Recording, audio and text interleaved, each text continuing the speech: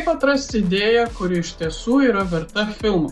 Na, žinoma, tai nebus vieningas atsakymas ir tikrai reikia daug apgalvoti, bet manau, reikia daryti tai, kas įdomu tau pačiam.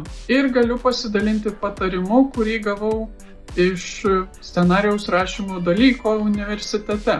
Turėjom labai gerą dėstytoją ir pakankamai žinomą režisierę Inesą Kurklietytę.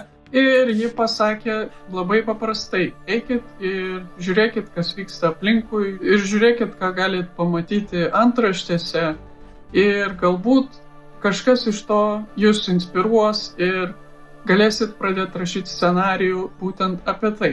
Ir šis patarimas man labai tiko. Šiek tiek atskleisiu paslaptį apie trumpametražį filmą, kurį planuoju filmuoti.